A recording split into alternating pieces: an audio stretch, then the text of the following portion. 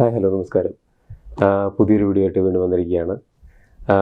ആദ്യം തന്നെ ഇത്രയും നാൾ ഈ വീഡിയോ ഞാൻ അപ്ലോഡ് ചെയ്യുന്നതിനൊക്കെ സപ്പോർട്ട് ചെയ്ത നിങ്ങൾക്ക് എല്ലാവർക്കും, ഇപ്പോൾ ഈ യാത്രയിൽ എൻ്റെ കൂടെ ഇതുവരെ ഉണ്ടായിരുന്ന എല്ലാവർക്കും, ഇതുവരെ ഈ ചാനൽ സബ്സ്ക്രൈബ് ചെയ്തിട്ടുള്ള ചാനലിലെ വീഡിയോസ് സ്ഥിരമായി കാണുന്ന എല്ലാവർക്കും എൻ്റെ ഹൃദയത്തിൽ നിന്നും നന്ദി അറിയിക്കുകയാണ്. നിങ്ങളുടെ സപ്പോർട്ട് ഇനി തുറന്നും ഉണ്ടാകുമെന്ന് പ്രതീക്ഷയുണ്ട്. നമുക്ക് ഇന്നത്തെ ടോപ്പിക്കിലേക്ക് കിടക്കാം.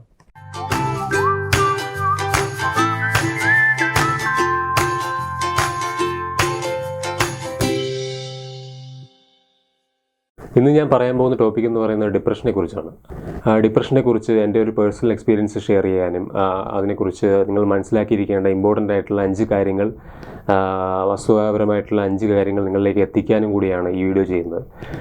ഇപ്പോൾ നിങ്ങൾക്കറിയാമല്ലോ, എന്തിനും ഏതിനും ഒരു സ്റ്റൈലിഷ് ടേം പോലെ ഉപയോഗിക്കുന്നതാണ് ഈ ഡിപ്രഷൻ എന്ന് പറയുന്ന ഒരു വാക്ക്. ഇപ്പോൾ ഒരാൾക്ക് വിഷമം വന്നിരുന്നാലും താൽക്കാലികമായിട്ട് 1-2 ദിവസം വിഷമം വന്നാലൊക്കെ ഉപയോഗിക്കുന്ന വാക്കാണ് ഈ ഡിപ്രഷൻ എന്ന് പറയുന്നത്. അപ്പോൾ ഡിപ്രഷൻ എന്ന് പറയുന്നത് അങ്ങനെ ഒരു ഉപയോഗിക്കേണ്ട ഒരു വാക്കല്ല. ഡിപ്രഷൻ എന്ന് പറയുന്നത് ഒരു ക്ലിനിക്കലായിട്ടുള്ള ഒരു ഹെൽത്ത് ഇഷ്യൂ ആണ്.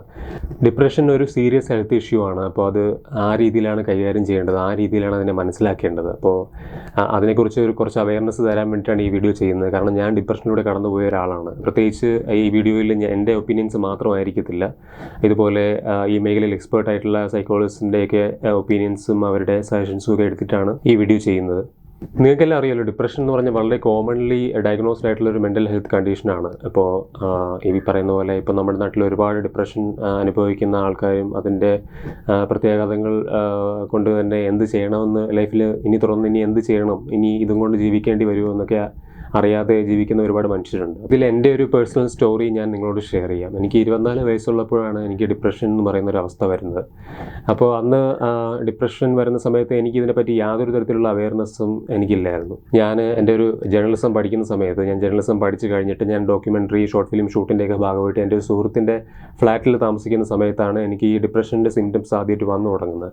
എനിക്ക് സംഭവിച്ചത് എന്തെന്ന് വെച്ച് കഴിഞ്ഞാൽ, ലിറ്ററലി എനിക്ക് ഇപ്പോൾ ഡിപ്രഷൻ തന്നെ ഓരോ വ്യക്തികളിൽ ഓരോ രീതിയിലാണ് സംഭവിക്കുക. അത് ഓരോ രീതിയിലാണ് അവരെ മാനസികമായിട്ട് അഫക്റ്റ് ചെയ്യുക. എന്നെ അത് അഫക്റ്റ് ചെയ്തത് എങ്ങനെയാണെന്ന് വെച്ച് കഴിഞ്ഞാൽ, എനിക്ക് കണ്ടിന്യൂസ് ആയിട്ട് ഈ നെഗറ്റീവ് തോട്ട്സ് എൻ്റെ മനസ്സിൽ വരാൻ തുടങ്ങി. കണ്ടിന്യൂസ് ആയിട്ട് എന്നെ അലട്ടുന്ന നെഗറ്റീവ് തോട്ട്സ്, റിക്കറിങ് ആയിട്ടുള്ള നെഗറ്റീവ് തോട്ട്സ് എൻ്റെ മനസ്സിൽ ഇങ്ങനെ വന്നുകൊണ്ടിരിക്കാൻ തുടങ്ങി നിരന്തരമായിട്ട്. അത് നോൺ സ്റ്റോപ്പായിട്ട് നെഗറ്റീവ് തോട്ട്സ് നമ്മുടെ മനസ്സിൽ വരിക എന്ന് പറയും. അങ്ങനത്തെ ഒരു അവസ്ഥയായിരുന്നു. അതൊരു വല്ലാത്തൊരു ഭീകരമായിട്ടുള്ള അവസ്ഥയായിട്ടാണ് എനിക്ക് ഫീൽ ചെയ്തത്. കാരണം എനിക്ക് ഒരു 2 ദിവസം എനിക്ക് ഒന്നും ചെയ്യാനായിട്ട് കഴിയുന്നുണ്ടായിരുന്നില്ല. എനിക്ക് മറ്റ് ഡെയിലി ആക്ടിവിറ്റീസ് ഒന്നും തന്നെ ചെയ്യാൻ കഴിയുന്നുണ്ടായില്ല. അപ്പോൾ ഞാൻ തീരുമാനിച്ചു, എനിക്ക് ഉടനെ വീട്ടിലേക്ക് വരണം, എനിക്ക് ഉടനെ വീട്ടിൽ എൻ്റെ പാരൻസിൻ്റെ കെയറിൽ അല്ലെങ്കിൽ പാരൻസിൻ്റെ കൂടെ നിൽക്കണം. അങ്ങനെ വന്നാൽ മാത്രമേ എനിക്കിത് നേരെ സർവൈവ് ചെയ്യാൻ പറ്റുള്ളൂ എന്നുള്ള തോന്നൽ എനിക്ക് വന്നു തുടങ്ങി. അങ്ങനെ വന്നപ്പോൾ ഞാൻ എത്രയും പെട്ടെന്ന് തന്നെ എൻ്റെ വർക്കുകളൊക്കെ അവസാനിപ്പിച്ച് ഞാൻ വീട്ടിലേക്ക് വരികയാണ് ഉണ്ടായത്. ഞാൻ വീട്ടിൽ വന്നു കഴിഞ്ഞപ്പോൾ പിന്നെ അങ്ങോട്ട് തുടർന്നുള്ള ദിവസങ്ങളിൽ ഈ പറയുന്ന പോലെ ഈ അവസ്ഥ കൂടുതൽ വേഴ്സ്റ്റായിട്ട് വന്നു തുടങ്ങി. പിന്നീട് അങ്ങോട്ടുള്ള ദിവസങ്ങളിൽ എനിക്കൊരു 10 മിനിറ്റ് പോലും നേരെ ഉറങ്ങാൻ പറ്റാത്തൊരു അവസ്ഥയുണ്ടായി. ചെയ്യാൻ ഇഷ്ടപ്പെട്ടിരുന്ന ഓരോ പ്രവൃത്തികൾ പോലും ചെയ്യാൻ പറ്റാത്തൊരവസ്ഥയുണ്ടായി. അത് ചെയ്യുമ്പോൾ എനിക്ക് സന്തോഷം കിട്ടാത്തൊരവസ്ഥയുണ്ടായി. എന്തിനും ഏതിനും കരയേണ്ടി വരുന്നൊരവസ്ഥ, വളരെ ഇമോഷണലായിട്ട് ഓവർലോഡായിട്ട് അത് പുറത്തേക്ക് വരുന്ന ഒരവസ്ഥ ഉണ്ടായി. എപ്പോഴും കരയുക. ഇപ്പോൾ ഈ പറയുന്ന പോലെ നമുക്ക് എൻജോയ് ചെയ്യുന്ന സാധനങ്ങൾ പോലും ചെയ്തുകൊണ്ടിരിക്കുമ്പോൾ തന്നെ കരച്ചിൽ വരിക, നിയന്ത്രിക്കാൻ പറ്റാത്ത രീതിയിൽ ഇമോഷൻസ് നിയന്ത്രിക്കാൻ പറ്റാതിരിക്കുക, ഈ പറയുന്ന പോലെ മൈൻഡുമായിട്ടുള്ള കമ്മ്യൂണിക്കേഷൻ ബ്രേക്ക് ആവുക എന്നൊക്കെയുള്ള ഒരു അവസ്ഥയൊക്കെ എനിക്കുണ്ടായി. അപ്പോൾ അത് കുറേ നാൾ ഇതിങ്ങനെ എക്സ്റ്റെൻഡ് ചെയ്ത് പോയി കഴിഞ്ഞപ്പോൾ ഇതിങ്ങനെ ശരിയാവും, ഞാൻ കരുതിക്കൊണ്ടിരുന്നത് കുറച്ച് നാൾ കഴിയുമ്പോൾ ഇത് നോർമലായിട്ട് ശരിയായി വരുമെന്ന് തന്നെയാണ് ഞാനും വിചാരിച്ചുകൊണ്ടിരുന്നത്. ഇത് ഒരുപാട് ഓവർലോഡ് വർക്ക് ചെയ്തതിൻ്റെ ഒരു പ്രശ്നമായിരിക്കാം എന്നാണ് ഞാൻ വിചാരിച്ചുകൊണ്ടിരുന്നത്. അങ്ങനെ എൻ്റെ ബയോളജിക്കൽ ക്ലോക്ക് നേരെയാക്കണം എന്നൊക്കെ ഡോക്ടേഴ്സ് സജസ്റ്റ് ചെയ്തിട്ടുണ്ടായിരുന്നു. അങ്ങനെ ഞാൻ ഈ പറയുന്ന പോലെ ഉറക്കമൊക്കെ കൃത്യമായി തുടങ്ങി. പക്ഷേ ഈ ഉറക്കമൊക്കെ കൃത്യമാക്കി തുടങ്ങിയതിന് ശേഷവും ഈ പറയുന്ന പോലെ ഈ അവസ്ഥ നിലനിൽക്കുകയുണ്ടായി. വീണ്ടും ആ അവസ്ഥ കണ്ടിന്യൂസ് ആയിട്ട് എൻ്റെ ഉള്ളിൽ ഉണ്ടാവുകയുണ്ടായി. ഈ പറയുന്ന പോലെ പല മെഡിസിൻസും നോക്കിയിട്ടുണ്ടായിരുന്നു. ആയുർവേദവും ഈ പറയുന്ന പോലെ ഹോമിയോ, അലോപ്പതി എല്ലാം ട്രൈ ചെയ്തിട്ടുണ്ട്. ഞാൻ മനസ്സിലാക്കിയ ഒരു കാര്യം എന്ന് പറഞ്ഞാൽ, എനിക്ക് പേഴ്സണലി ഹെൽപ്ഫുൾ ആയത് അലോപ്പതിയാണ്, മോഡേൺ മെഡിസിൻ തന്നെയാണ്. മോഡേൺ മെഡിസിൻ തന്നെയാണ് എനിക്ക് ഡിപ്രഷനിൽ നിന്ന് സർവൈവ് ചെയ്യാനായിട്ട് ഏറ്റവും ഇമ്പോർട്ടൻ്റ് ആയിട്ട് നിന്നൊരു ഘടകമെന്ന് ഞാൻ പറയും. അപ്പോൾ ഞാൻ അങ്ങനെ ഈ പറയുന്ന പോലെ എനിക്ക് എൻ്റെ ഇമോഷൻ കൺട്രോൾ ചെയ്യാൻ പറ്റാത്തൊരു അവസ്ഥയിൽ നിന്നുകൊണ്ട് ഞാൻ ഇങ്ങനെ എൻ്റെ പാരൻസിനോട് ഇത് കമ്മ്യൂണിക്കേറ്റ് ചെയ്യാൻ ശ്രമിക്കുകയാണ്. എനിക്ക് ഇങ്ങനത്തെ ഒരു അവസ്ഥയാണ്, എനിക്ക് എന്ത് ചെയ്യണം എന്നൊക്കെയുള്ള ഒരു രീതിയിൽ. അപ്പോൾ ഈ പറയുന്ന പോലെ പലരും ഈ പറയുന്ന പോലെ നീ പുറത്തൊക്കെ ഇറങ്ങി നടന്നാൽ മതി, ഈ പറഞ്ഞ നീ കുളിച്ചാൽ മതി, തലയിൽ എണ്ണ തേച്ച് കുളിച്ചാൽ മതി, ഇതൊക്കെ മാറും എന്നൊക്കെ പറഞ്ഞിട്ടുള്ള കുറേ അഡ്വൈസുകളൊക്കെ എനിക്ക് കിട്ടിയിട്ടുണ്ടായിരുന്നു ആ സമയത്ത്. അപ്പോൾ ആർക്കും ഈ പറഞ്ഞ പോലെ ഈ കാര്യത്തിനെ പറ്റി കൃത്യമായിട്ടുള്ള അവയർനെസ് ഇല്ലായിരുന്നു. ഡിപ്രഷൻ എന്നുള്ള കണ്ടീഷനെ പറ്റിയിട്ടുള്ള കൃത്യമായിട്ടുള്ള അവയർനെസ് ആർക്കും ഇല്ലായിരുന്നു, എനിക്കും ഇല്ലായിരുന്നു പേഴ്സണലി. അപ്പോൾ ഞാൻ എന്ത് ചെയ്തതെന്ന് വെച്ച് കഴിഞ്ഞാൽ ഞാൻ ഇതിനെപ്പറ്റി കൂടുതൽ മനസ്സിലാക്കാനും പഠിക്കാനും തുടങ്ങി. ആ സമയത്ത് താങ്ക്ഫുള്ളി എനിക്ക് ഇൻ്റർനെറ്റ് ഉണ്ടായിരുന്നു. അപ്പോൾ അതുകൊണ്ട് ഞാൻ ഇൻ്റർനെറ്റ് ഉപയോഗിച്ചുകൊണ്ട് ഇതിനെപ്പറ്റി കൂടുതൽ അവയർനെസ് നേടാനും പഠിക്കാനും ഒക്കെ തുടങ്ങി. അപ്പോൾ അങ്ങനെ മനസ്സിലാക്കിയപ്പോഴാണ് എനിക്ക് ഈ ഡിപ്രഷൻ എന്ന് പറഞ്ഞ അവസ്ഥയാണ് എന്ന് ഞാൻ തിരിച്ചറിഞ്ഞത്. ഇതൊരു പോയിന്റ് കഴിഞ്ഞ് കഴിഞ്ഞപ്പോഴത്തേക്ക് എനിക്ക് ഈ ഒരു സൂയിസൈഡൽ തോട്ട്സിലോട്ട് എത്തുന്ന ഒരു അവസ്ഥയുണ്ടായി. അതായത് നിരന്തരമായിട്ട് ഒരു ദിവസം മുഴുവൻ സൂയിസൈഡൽ തോട്ട്സ് തന്നെ ഉണ്ടായിരിക്കുന്ന ഒരവസ്ഥ. അപ്പോൾ അന്ന് ഞാൻ ഇപ്പോഴും ഓർക്കുന്നുണ്ട്, ഒരു ദിവസം ഞാൻ അമ്മയുടെ അടുത്ത് പോയിട്ട് ഞാൻ മടിയിൽ കിടന്ന് കരയുകയായിരുന്നു. കാരണം എൻ്റെ മനസ്സിൽ ഈ സൂയിസൈഡൽ തോട്ട്സാണ് എൻ്റെ ഉള്ളിൽ പൊയ്ക്കൊണ്ടിരിക്കുന്നത്. അപ്പോൾ എനിക്കത് അമ്മയോട് പറയാനായിട്ട് തോന്നിയില്ല, കാരണം ഞാൻ വല്ലാത്തൊരവസ്ഥയിലായിരുന്നു. അപ്പോൾ ഞാൻ അമ്മയുടെ മടിയിൽ കിടന്ന് ഞാൻ കരയുകയായിരുന്നു. അപ്പോൾ എനിക്ക് ഈ ഇമോഷൻസ് നിയന്ത്രിക്കാൻ പറ്റുന്നില്ല, വല്ലാത്തൊരു അവസ്ഥയിലായിരുന്നു. ആ ഒരു മൊമെൻ്റ് ഒന്നും ഞാൻ ലൈഫ് ലോങ് ഒരിക്കലും മറക്കുന്ന മൊമെൻറ്റ്സ് അല്ല. ആ ഒരു കാലയളവിൽ മുഴുവനും എനിക്ക് വളരെ ലോ ആയിട്ടുള്ള എനർജി ലെവല്, തീരെ ഫാറ്റീഗ് ആയിട്ടുള്ള അവസ്ഥ, ഭയങ്കരമായിട്ടുള്ള തളർച്ച, ക്ഷീണം, ഒന്നും ചെയ്യാൻ പറ്റാത്ത അവസ്ഥ, ഡെയിലി ആക്ടിവിറ്റീസ് ഒന്നും തന്നെ ചെയ്യാനായിട്ട് തോന്നാത്ത ഒരു അവസ്ഥ, ബെഡിൽ തന്നെ ആയിരുന്നു, 24 hours ബെഡിൽ തന്നെ സ്റ്റക്കായി കിടക്കുന്ന ഒരു അവസ്ഥയുണ്ടായിരുന്നു. അതൊരു വളരെ പരിതാപകരമായിട്ടുള്ള അവസ്ഥയാണ്. നമുക്ക് ചെയ്യണമെന്ന് തോന്നത്തില്ല, നമുക്ക് ചെയ്യണമെന്നുള്ളൊരു മോട്ടിവേഷനോ ഒരു തരത്തിലുള്ള ഒരു മോട്ടീവോ നമ്മുടെ ഉള്ളിൽ നിന്ന് വരത്തില്ല. അങ്ങനത്തെ ഒരു അവസ്ഥയാണ് ഡിപ്രഷൻ എന്ന് പറയുന്നത്. അപ്പോൾ ശരിക്കും അത് അനുഭവിക്കുന്നവർക്ക് മാത്രമേ അതിൻ്റെ ഒരു ഇൻറ്റൻസിറ്റി മനസ്സിലാക്കാനായിട്ട് സാധിക്കുകയുള്ളൂ എന്നുള്ളതാണ്. ഒരിക്കലും അത് പുറത്തുനിന്ന് കാണുന്ന ഒരാൾക്ക് അതെന്താണ് അയാൾ കടന്നു പോകുന്നതെന്ന്, അയാൾ അനുഭവിക്കുന്ന ഒരു ബാറ്റിൽ എന്താണെന്നുള്ളത് മനസ്സിലാക്കാനായിട്ട് സാധിക്കുകയില്ല. അങ്ങനെ പിന്നെ മെഡിക്കേഷനിലൂടെ ഞാൻ ഡിപ്രഷനിൽ നിന്നും റിക്കവറായിട്ട് വന്നു. മെഡിക്കേഷൻ മാത്രമല്ല, എൻ്റെ ഡെയിലി ഹാബിറ്റ്സ് ക്രമീകരിക്കുന്നതിലൂടെ, എൻ്റെ ഈ പറയുന്ന പോലെ ഓരോ തരത്തിലുള്ള ആക്ടിവിറ്റീസ് ചെയ്ത് നോക്കുന്നതിലൂടെ, എക്സസൈസസ് ചെയ്ത് നോക്കുന്നതിലൂടെ, എക്സസൈസ് ചെയ്യുന്നത് വളരെയൊരു ഹെൽപ്പായിരുന്നു. ഞാൻ ജിമ്മിൽ പോയി എക്സസൈസ് ചെയ്യാൻ തുടങ്ങിയപ്പോഴത്തേക്ക് എനിക്ക് ഈ പറയുന്ന പോലെ വളരെയധികം മാറ്റം എൻ്റെ ശരീരത്തിലുണ്ടായി. ഈ പറയുന്ന പോലെ എൻ്റെ സ്ലീപ്പ് ഷെഡ്യൂള് കറക്റ്റായി. അപ്പോൾ അങ്ങനെയുള്ള ബേസിക് ആയിട്ടുള്ള കാര്യങ്ങൾ, സ്ലീപ്പ്, എക്സസൈസ്, ഈ പറയുന്ന പോലെ ഫുഡ്, ഈ പറയുന്ന ഫുഡിൻ്റെ കാര്യത്തിൽ തന്നെ ഡയറ്റ് കുറച്ചധികം മാറ്റങ്ങളൊക്കെ വരുത്തി, നല്ല രീതിയിലുള്ള ഡയറ്റൊക്കെ കഴിച്ചു തുടങ്ങി, ഓട്സ് ഒക്കെ കഴിച്ചു തുടങ്ങിയതിന് ശേഷം ഈ പറഞ്ഞ പോലെ അങ്ങനെ പല രീതിയിലുള്ള ഓട്സ്, സാലഡ്സ് ഒക്കെ ഡെയിലി എൻ്റെ റുട്ടീൻസിൽ ഉൾപ്പെടുത്തി തുടങ്ങി. അങ്ങനെയൊക്കെ ആയപ്പോഴത്തേക്കും എൻ്റെ ഓട്ടോമാറ്റിക്കലി എൻ്റെ ഈ ഒരു ഡിപ്രഷൻ്റെ ആയിട്ടുള്ള ഒരു തോത്, അതിൻ്റെ ഒരു ഇൻറ്റൻസിറ്റി കുറഞ്ഞു വന്നു. അങ്ങനെ എനിക്ക് ഫുള്ളി റിക്കവർ ചെയ്യാനായിട്ട് പറ്റിയതിൽ നിന്നും ഒരിക്കലും ഞാൻ കടന്നുപോയ ആ അവസ്ഥയിലൂടെ മറ്റൊരു വ്യക്തിയും കടന്നു പോകരുതെന്ന് ഞാൻ ആത്മാർത്ഥമായിട്ട് ആഗ്രഹിക്കുന്നു. ഞാനിന്ന് വീഡിയോയിൽ പറയാൻ പോകുന്നത് 5 ഇമ്പോർട്ടൻ്റ് ആയിട്ടുള്ള കാര്യങ്ങളാണ് നിങ്ങൾ മനസ്സിലാക്കിയിരിക്കേണ്ട, ഡിപ്രഷനെ കുറിച്ച് നിങ്ങൾ അറിഞ്ഞിരിക്കേണ്ട 5 പ്രധാനപ്പെട്ട കാര്യങ്ങളെക്കുറിച്ചാണ് ഇന്ന് ഈ വീഡിയോയിൽ പറയാൻ വേണ്ടി പോകുന്നത്. അപ്പോൾ നിങ്ങളെല്ലാവരും ഈ വീഡിയോ മുഴുവനും കാണുക. ഒന്നാമത്തെ കാര്യം, ഡിപ്രഷൻ വരാൻ പ്രത്യേകിച്ച് ഒരു കാരണത്തിൻ്റെ ആവശ്യമില്ല. ഡിപ്രഷൻ വരുന്നതിന് ഇന്ന ഒരു കാരണം കൊണ്ടാണ് ഡിപ്രഷൻ വന്നത് എന്നൊന്നും പറയാനായില്ല. മൾട്ടിപ്പിൾ ആയിട്ടുള്ള പല രീതിയിലുള്ള കാരണങ്ങൾ കൊണ്ട് നിങ്ങൾക്ക് ഡിപ്രഷൻ എന്ന് പറഞ്ഞ അവസ്ഥ വന്നതായിരിക്കും. നിങ്ങളുടെ കുട്ടിക്കാലം മുതൽ നിങ്ങളുടെ ഓൾഡ് ഏജ് വരെയുള്ള കാലഘട്ടത്തിനിടയ്ക്ക് എന്തൊക്കെ നിങ്ങൾക്ക് പ്രശ്നങ്ങൾ ഉണ്ടായിട്ടുണ്ടോ, അല്ലെങ്കിൽ എന്തൊക്കെ നിങ്ങൾ വേദനകളിലൂടെ കടന്നു പോയിട്ടുണ്ടോ, എന്തെങ്കിലും അനുഭവങ്ങളിലൂടെ നിങ്ങൾ കടന്നു പോയിട്ടുണ്ടോ, അതിൻ്റെയൊക്കെ ബേസിസിൽ നിങ്ങൾക്ക് ഡിപ്രഷൻ എന്ന് പറഞ്ഞ അവസ്ഥ വന്നിരിക്കാം. ചിലർക്ക് അവരുടെ ലൈഫിൽ അപ്രതീക്ഷിതമായി ഉണ്ടാകുന്ന പ്രിയപ്പെട്ടവരുടെ മരണങ്ങളും അതിന് തുടർന്നുണ്ടാകുന്ന ട്രോമയും ഒക്കെ ആയിരിക്കാം അവരെ ഡിപ്രഷനിലേക്ക് എത്തിക്കുന്നത്. എന്നാൽ ചില കേസസിൽ വർക്കിൽ നിന്നുള്ള സ്ട്രെസ്സ്, വർക്ക് ഇല്ലാതിരിക്കുമ്പോഴുള്ള സ്ട്രെസ്സ്, പിന്നെ ഈ പറയുന്ന പോലെ സ്കൂൾ ലൈഫ്, ഇതൊക്കെ നിങ്ങളുടെ ഡിപ്രഷൻ ട്രിഗർ ചെയ്യുന്നതിനൊരു കാരണമാകാം. നമുക്ക് മനസ്സിലാക്കാൻ പറ്റാത്ത ഒരുപാട് കാരണങ്ങളുണ്ട് എന്നുള്ളതും കൂടി നിങ്ങൾ അറിഞ്ഞിരിക്കുക.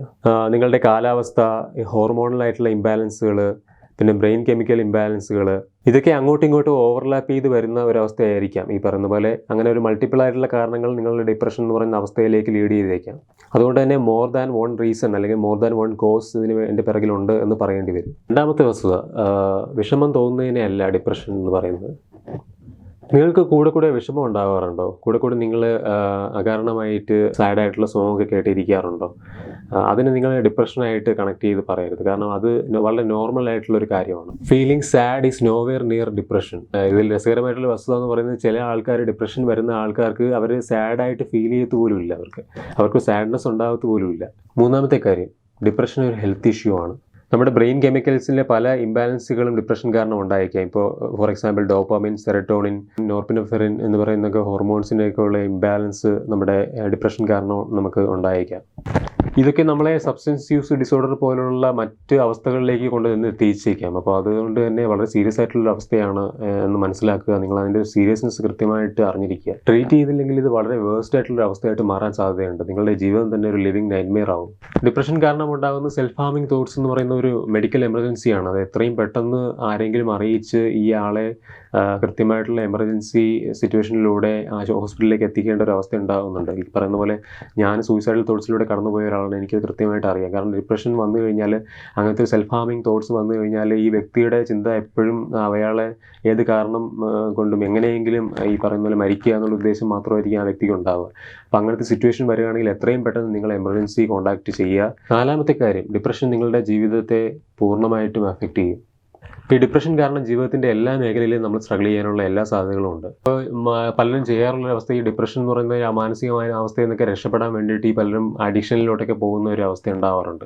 ഈ പലപ്പോഴും ഈ പറയുന്ന ആൽക്കഹോൾ അഡിക്ഷൻ, അങ്ങനെയുള്ള സബ്സ്റ്റൻസ് അഡിക്ഷൻ എന്നൊക്കെയുള്ള കാര്യങ്ങളിലേക്ക് പോകാനുള്ള ടെൻഡൻസി ഒരുപാട് ആൾക്കാരിലുണ്ട്. അത് കൂടുതൽ സിറ്റുവേഷൻ ഡിഫിക്കൽട്ട് ആക്കുക മാത്രമേ ചെയ്യുള്ളൂ. ഈ പറയുന്ന പോലെ അവരുടെ കണ്ടീഷൻ കൂടുതൽ വേഴ്സ്റ്റ് ആവുകയാണ് ചെയ്യുക അങ്ങനെ ഉണ്ടാകുമ്പോൾ. അഞ്ചാമത്തെ കാര്യം, ഡിപ്രഷൻ ഈസ് ട്രീറ്റബിൾ. ഡിപ്രഷൻ പൂർണ്ണമായും ട്രീറ്റ് ചെയ്ത് മാറ്റാൻ കഴിയുന്ന ഒരു അസുഖമാണ്.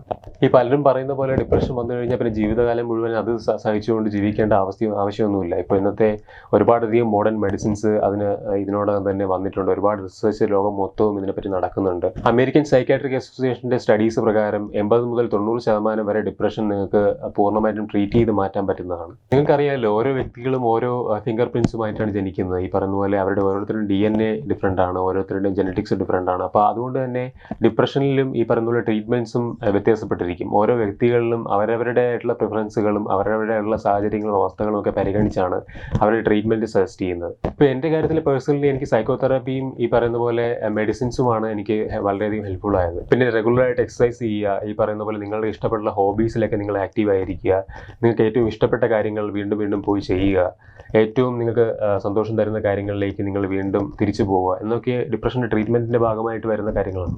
നിങ്ങൾ എന്തെങ്കിലും ഇതുപോലെ സിംറ്റംസ് അനുഭവിക്കുന്ന ഒരാളാണെങ്കിൽ നിങ്ങൾ തീർച്ചയായിട്ടും ഒരു മെൻ്റൽ ഹെൽത്ത് പ്രൊഫഷണലിൻ്റെ സഹായം തേടുക.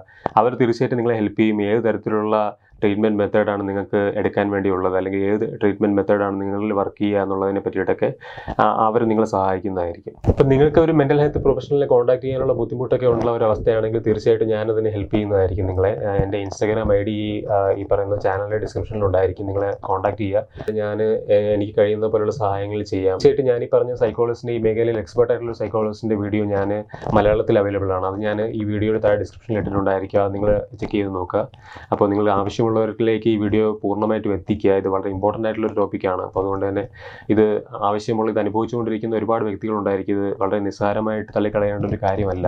ഇത് അനുഭവിക്കുന്ന വ്യക്തികൾക്ക് ഉണ്ടാകുന്ന മാനസിക സംഘർഷം എന്ന് പറഞ്ഞാൽ വളരെ വലുതാണ്. അപ്പോൾ അതുകൊണ്ട് തന്നെ നിങ്ങൾ എത്രയും പെട്ടെന്ന് അങ്ങനെയുള്ള ആൾക്കാരിലേക്ക് ഈ വീഡിയോ എത്തിക്കുകയും ഈ പറയുന്ന പോലെ അവർക്ക് സഹായം എത്തിക്കുകയും ചെയ്യാനായിട്ട് ശ്രമിക്കുക എന്നുള്ളതാണ് ഈ ഒരു വീഡിയോയുടെ പ്രൈമറി ആയിട്ടുള്ള ഉദ്ദേശം. അത് തന്നെയാണ്. ഡിപ്രഷനെ കുറിച്ച് നിങ്ങൾക്ക് വേണ്ട ഒരു ഇൻസൈറ്റ് ഈ വീഡിയോയിൽ നിന്ന് ലഭിച്ചിട്ടുണ്ടോ എന്ന് ഞാൻ കരുതുന്നു. നിങ്ങൾക്ക് ഈ ടോപ്പിക്കുമായിട്ട് ബന്ധപ്പെട്ട് എന്തെങ്കിലും മനസ്സിൽ തോന്നുന്നുണ്ടോ? അല്ലെങ്കിൽ നിങ്ങൾക്ക് ഇതുപോലുള്ള അനുഭവങ്ങൾ ജീവിതത്തിൽ സംഭവിച്ചിട്ടുണ്ടോ? അല്ലെങ്കിൽ ഈ പറഞ്ഞ കാര്യങ്ങളിൽ ഏതെങ്കിലും നിങ്ങൾക്ക് നേരത്തെ അറിഞ്ഞാൽ കൊള്ളാമായിരുന്നു എന്ന് തോന്നിയിട്ടുണ്ടോ? അങ്ങനെയുള്ള എന്തെങ്കിലും കാര്യങ്ങൾ നിങ്ങളുടെ മനസ്സിലൂടെ പോകുന്നുണ്ടെങ്കിൽ നിങ്ങൾ ദയവ് ചെയ്ത് ഈ വീഡിയോയുടെ താഴെ കമൻറ്റ് ചെയ്യുക. നിങ്ങൾക്ക് ഈ വീഡിയോ ഇഷ്ടമായെങ്കിൽ തീർച്ചയായിട്ടും വീഡിയോ ലൈക്ക് ചെയ്യുക. നിങ്ങൾക്ക് ഷെയർ ചെയ്യാൻ പറ്റുന്ന ആൾക്കാരിലേക്ക്, ഈ വീഡിയോ എത്തേണ്ട ആൾക്കാരെന്ന് നിങ്ങൾക്ക് തോന്നുന്ന ആൾക്കാരിലേക്ക് ഈ വീഡിയോ എത്തിച്ചു കൊടുക്കുക. തീർച്ചയായിട്ടും ഷെയർ ചെയ്ത് കൊടുക്കുക. തീർച്ചയായിട്ടും നിങ്ങൾ ഈ ചാനൽ സബ്സ്ക്രൈബ് ചെയ്യുക. ചാനൽ സബ്സ്ക്രൈബ് ചെയ്ത ശേഷം നിങ്ങൾ ഈ നോട്ടിഫിക്കേഷൻ ബട്ടൺ കൂടി നിങ്ങൾ പ്രസ് ചെയ്ത് വെക്കുക. അപ്പോൾ ഈ ചാനലിൽ അപ്ലോഡ് ചെയ്യുന്ന എല്ലാ വീഡിയോസും നിങ്ങളിൽ ആദ്യം തന്നെ എത്തുന്നതായിരിക്കും. ഇത്രയും നേരം ഈ വീഡിയോ കണ്ടിരുന്ന എല്ലാവർക്കും എൻ്റെ നന്ദി അറിയിക്കുകയാണ്. നമുക്ക് ഉടനെ തന്നെ വീണ്ടും കാണാം.